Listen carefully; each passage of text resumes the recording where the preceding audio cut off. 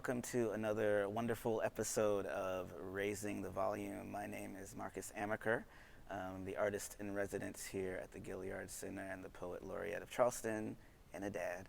I'm here with Andrea, but also we could call you Shay. That is right. Yeah. Call me Shay. Okay, Shay. Easier to pronounce. Yeah, right on. Yeah, I imagine that you get a lot of Andreas. Andreas. Yeah. Yeah. It's all Andrea. All kinds of everything. That's a bold way to pronounce something, Andrea. You know, you're like, it's Andrea. Yeah. So how are you? 2020.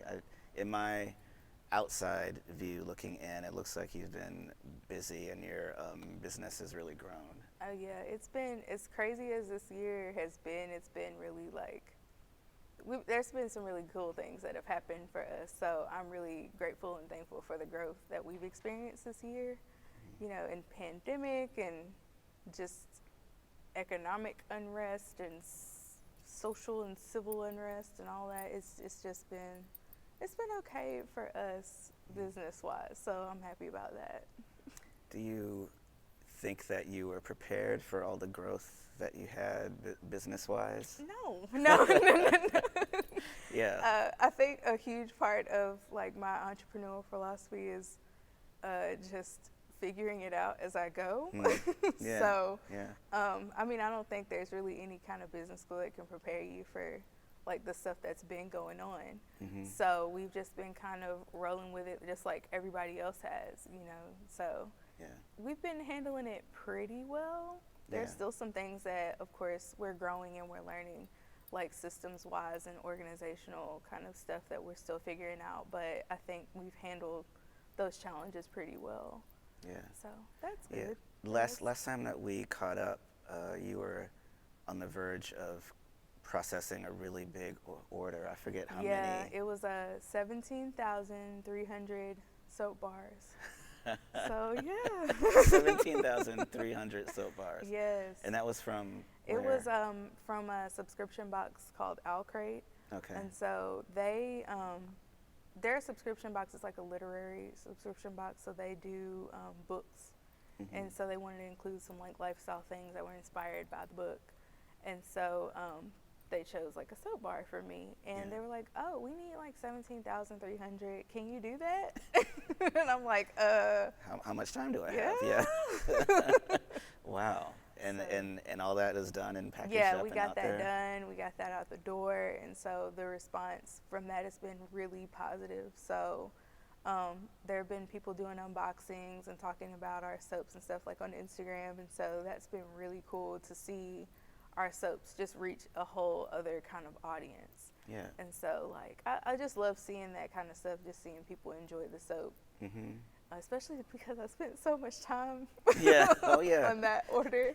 Yeah, I don't even know how you manage that time and being a mom and all that. That has to be. Oh my God, I'm Interesting. very thankful that I have a tribe and community of people Mm-hmm. to really help me out with that, because I definitely had not have gotten to this point without that. Like, you doing it by yourself, there's no way. Yeah. But I'm lucky to have so many people who are supporting my vision and seeing what we're trying to do, and just being here for that. So Yeah. I have childcare all over the place. You know, friends are like, "Hey, if you need me to," you know, and that's beautiful. People need that if you're going to be doing any kind of anything these days anyway. Yeah.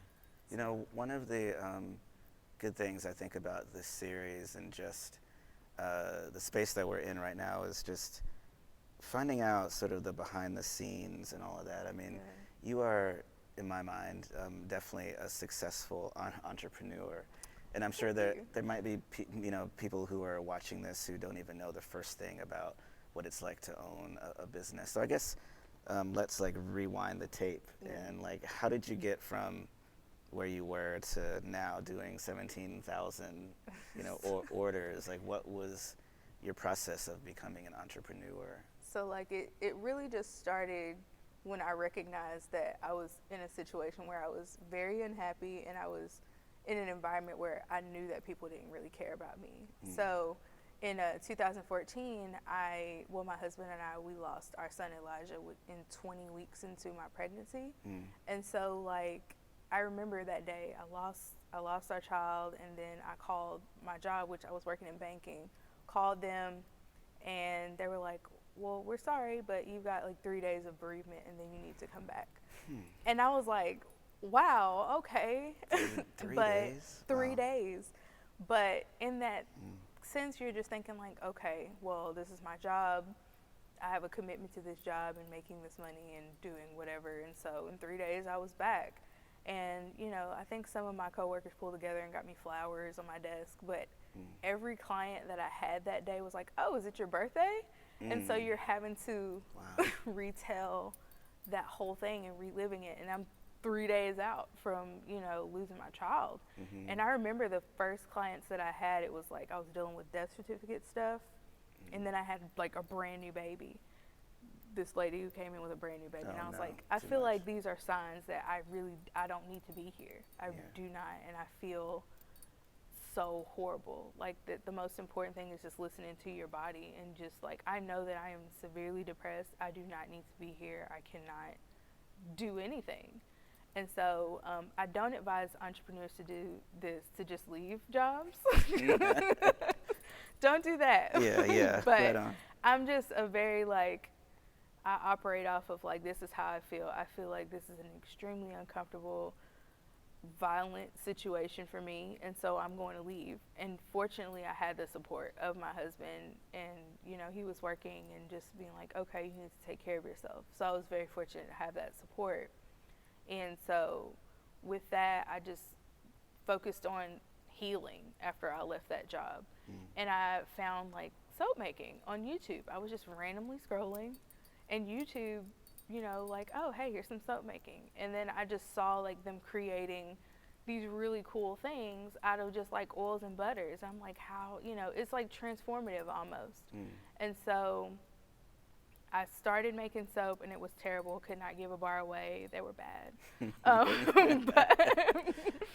But it was about persistence, really, and just developing your own style and being comfortable, and then finally creating this line of products that I felt like made me feel good. So I'm like, okay, well, this could be something where I could turn this experience that I was extremely depressed into something that like, hey, I can share these products with people and create a work environment where people don't feel like they're not cared about, or that they can't express their creativity, or that they can't, you know, just feel safe in a space at the very least.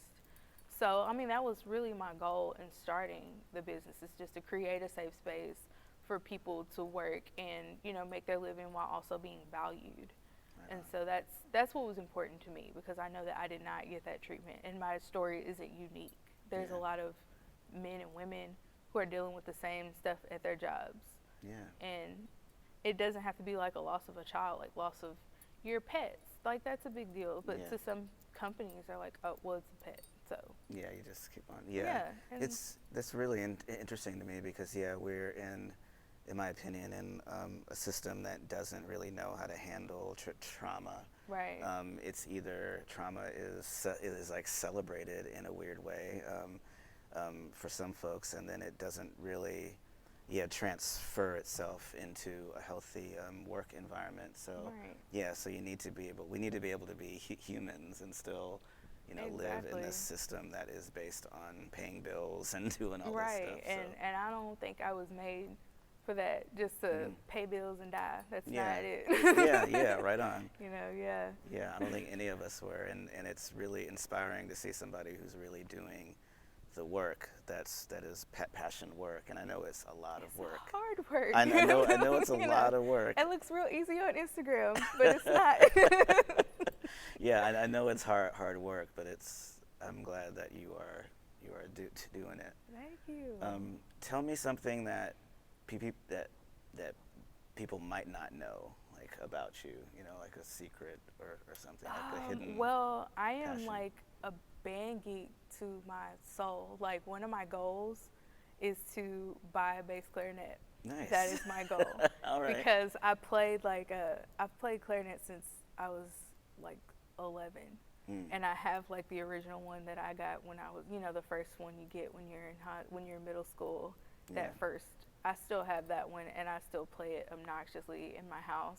That's awesome. So and I played like bass clarinet in high school, and I love it. So like one of my like dream goals is to like get a bass clarinet and be in like a jazz band. That's what I want. Yeah. So if you see me with my bass clarinet in my soap studio making soap and then jumping on my bass clarinet, that's what's happening. Okay, all right. I wouldn't be surprised if there's a little side gig that just pops up. Exactly. You know, that was one of the things that that I did years ago, was create a band for myself. It was just a solo thing, and I didn't tell anyone about it, and I was just like releasing music and stuff. Just to do it. Yeah, just to yeah, say you did it was a lot of fun. Yeah. And it's interesting when you do that, you don't really think about audience that much. It's pure. It's really coming from the heart. I think that's when stuff becomes more fun. Yeah. When you're not focused on like, this has to be a business or this has to be a thing that generates some kind of something. You're just doing it. Yeah. It's so much more fun that way. Yeah, I think it's because you don't have to think about taxes, you know, and things That like that. part. You know, things like that people those don't. aren't fun. Yeah, no, it's not. And you know, I as an entrepreneur, that's the thing that I'm still learning, is how to best do, you know, taxes. So I hope if anybody is watching and wants to do something for themselves and start a business, you have to really think about that business side of it. Yeah. Yeah, I mean, the first time I got the tax bill, I'm like, what? Ew. That's not Especially right. Especially like with creative businesses, it's really Yeah. hard to think about that side of it because we're so focused on, I just want to make what I'm making and put it out and hopefully that people will like it or enjoy it or whatever. Yeah. But then there's this whole like the back end of it. Like if you're e-commerce, you have Shopify and you have all these apps on Shopify and all of them look great. And then, you know, you're like, okay, well, what do I put on here? And when are my taxes due? What kind of license do I need? Like those kinds of things like come and hit you in the face really, really twice, yeah, like you smacks know, you like twice. Yeah, because I remember reaching out to you about things, about the best way to ship things out. And I'm very thankful for your guidance on Man, that. I had to learn the hard way, so Okay. my information, if you ever need any information, I'm happily giving it because I don't want anybody to go through the crazy hard stuff of like just figuring it out. Yeah. Just do not reinvent the wheel. Yeah. You know, another thing I'm interested with your business is you recently opened up your own space. You have a warehouse now. So how did that happen? So we, to get that going, like we had that big, huge order, and at that time I was in my garage, and I was like, there's no way that that's going to happen here. And so we were looking for, I'd been kind of looking at retail spaces, not retail spaces, but warehouse spaces anyway. And we were fortunate to find a retail space that was not far from my house, and they're like brand new construction. And so like there's like a front area, like there's like an office area, and then there's like the huge warehouse space. And I was like, that's perfect because, you know, I could house all my stuff. And so like we went to kind of running the numbers and calculating, okay, I need to have this, like I already have this kind of set aside, but this amount of money would help us to move in comfortably and all that kind of stuff. So we did a Kickstarter campaign, which was really cool. It was really hard, but I love Kickstarter because it holds you accountable. It makes you try and get people excited and really plan out what you're doing. Yeah. And we had a goal of 15,000 and we raised like 15,956. Nice. So I was like, nice. Yeah. Yeah. Wow. So that we used that money to move into space, and now we have a place for people to do, like, we're doing Saturday shopping days, and just because like with markets right now, I'm not super comfortable doing markets because of COVID. So we want to give people an opportunity to kind of see what we've done with the space, especially a lot of these people have donated to our Kickstarter. So it's a way to like be like, hey, y'all did this too. This is very much your space. Yeah. And also just get stuff out of my garage because I would like my house back. Yeah, word. So yeah, but garage. it's in Somerville. Okay. And it's like pretty close to the downtown Somerville area. So I love it. I love the space so much. It's really nice. Wow. How do you define success? So I asked that question because a lot of times I think about this where things will happen for me and then I keep looking at the next thing, or keep looking at the next thing, instead of pausing and really appreciating what's going on in the moment. So how do you define success for you? Are you, like, unless you're on like a national scale or something, is that successful? Or, this is the question I think a lot of people growing up might, define success as one thing, but it really, in the real world, is different. I think it's kind of like, I think it just comes in like stages, really, like, so for me, like one stage of success was getting out of my garage, because that was a goal that I wrote down for myself. Like, I got to get out of here. Yeah. Because I just want that separation of like, when I come home, I want to be home, and I don't want to be like, okay, there are orders, I need to go in the garage, and that's where, my home is a safe space for me. So I'm like, okay, that was a successful moment for me. But I think I did not do a good job of celebrating that, because we rolled right into the holidays. So I was just kind of like, okay, next thing. Yeah. And so I think being a success for me would mean that I do take those moments and slow down and just focus on like, okay, this is a really big deal. This is a really big thing that I do, and celebrate whatever it is. So success doesn't necessarily mean, it doesn't mean getting a warehouse space for some people. Sometimes it's just simply getting that first order. That is success. Yeah, yeah. And I don't think people really recognize that. Starting a business or starting whatever you're trying to do, that's a success. Yeah. For me, I was already successful when I decided that this is what I was going to do. So everything from this point on is like a bonus for me. That's kind of how I'm looking at it, That's awesome. Not everybody wants to be in a Target and stuff. Yeah. And if that's your aspiration, that's great. Yeah. But I think people are really hard on themselves when it comes to especially like product-based stuff. It's like, if you are not in these magazines, if you're not doing these things, then you're not successful. And that's deflating a little bit. So. Yeah, it is. And there's so many different genres or things that we can apply that to. I think about all the athletes out there who never make it to the NFL or never make it to NBA, and to think that that's the only thing that you need to do, and if you don't hit that, then you're the chances of those kind of things happening is like, it's astronomical. Like, there's not every person who starts making soap is gonna be like a Dove company. And you have to also think of like what resources were there for that company to even get to that point, because we're all starting from different places.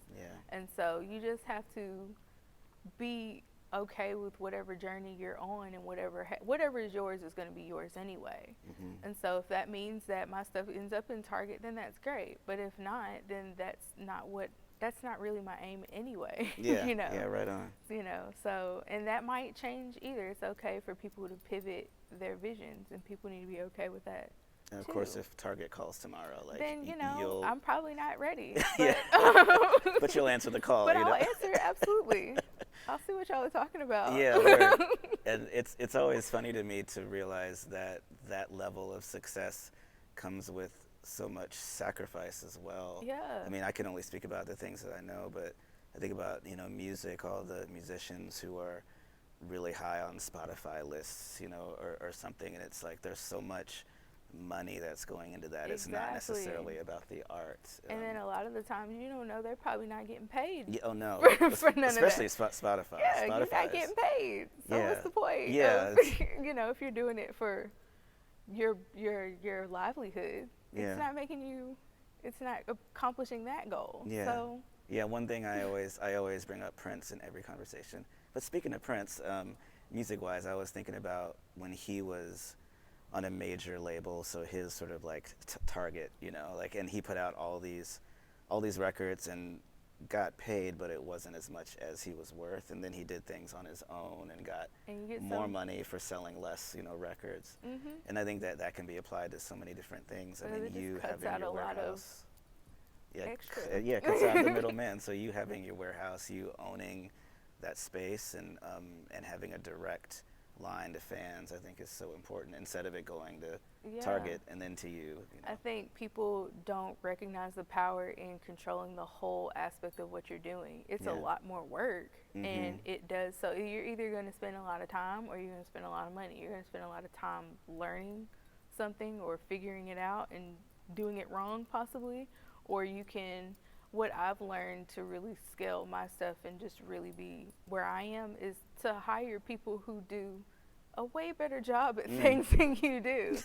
Like, you know, I have Asia May, who helps. She's been like tremendous in helping me out as far as keeping me organized and like, okay, these are the tasks that we need to do. Because I'm not that. I'm an Aquarius and I'm all over the place.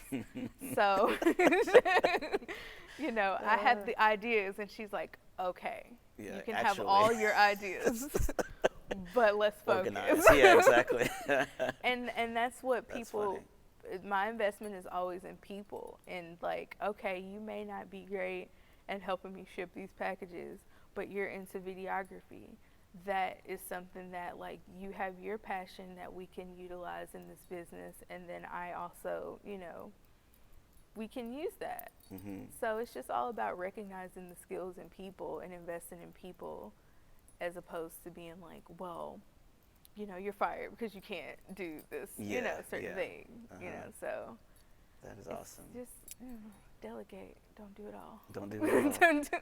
Yeah, that is a lesson for everyone to not do it all, because all of us have our passions and all of us want to be at a point where we're, I think, you know, working for ourselves and stuff. But all of us have strengths and, you know, and weaknesses as well.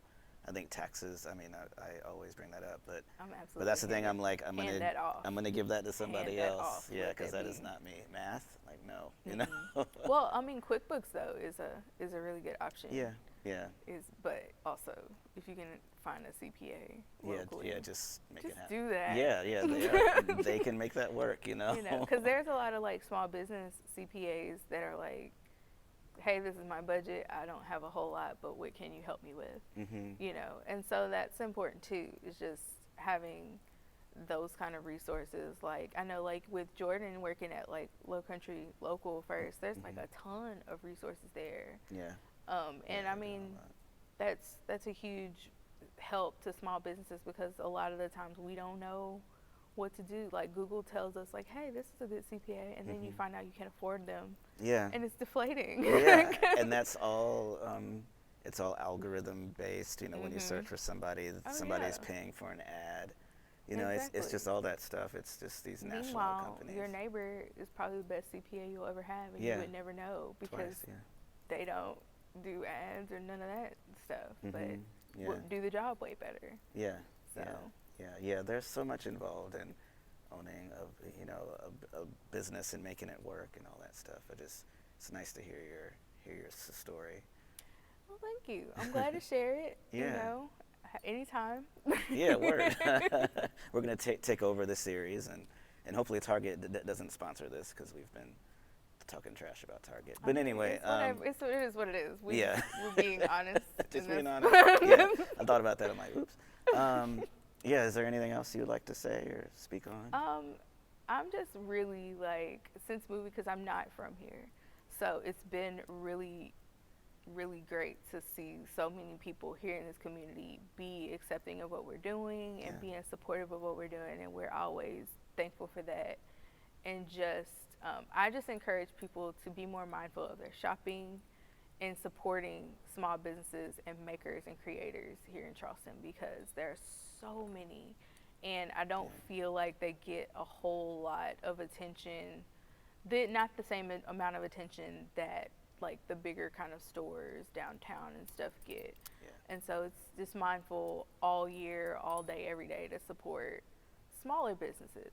You know, because they're the ones that's really holding the communities up and keeping everything together.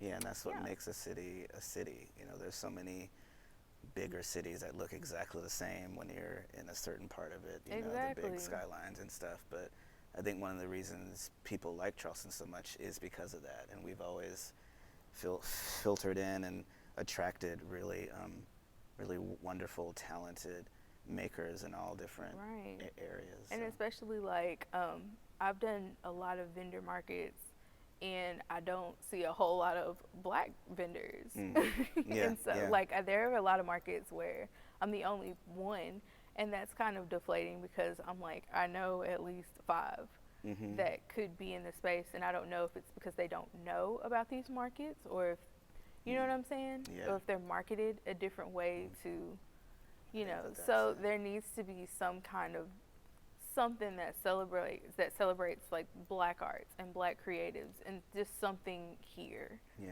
Like we have like our Redux, and Public Works does a great job of like showing black art and stuff like that, but we need to have like more conscious spaces that are dedicated to what we're doing. Yeah.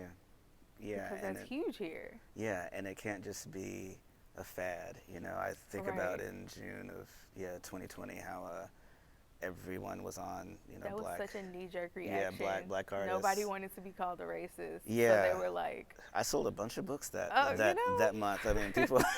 I sold a bunch of books. I I'm was like, I cool. could chill now. Yeah, word. You know, like if only every month was like that, Every and if month. people were actually intentional, that would be. But just really think good. about that kind of impact could have on, like, if that was constant, Perfect. Yeah. I would not be the only one with a warehouse right now. Yeah, yeah, You know what I word. mean? Yeah, Like there would word. be so many people who would have storefronts and more business in this community, and so just in that 1 month made a huge difference. Yeah. That needs to happen all the time, though. Oh, yeah.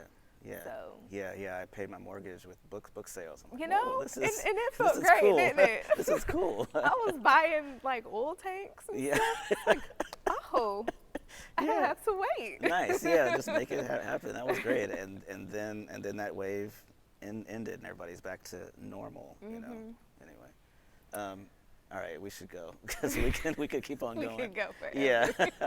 Thank you for sharing your time with us. Thank you today. for having me. Yeah. Anytime, man. All right. This is cool. Yes, thank you for joining us for another edition of Raising the Volume. We'll see you some other time. I get scared sometimes. But as I always say, It's okay to be afraid as long as you face the fear. and keep moving forward. Wherever you are in life, count on the name trusted in insurance for over 70 years. BlueCross BlueShield of South Carolina.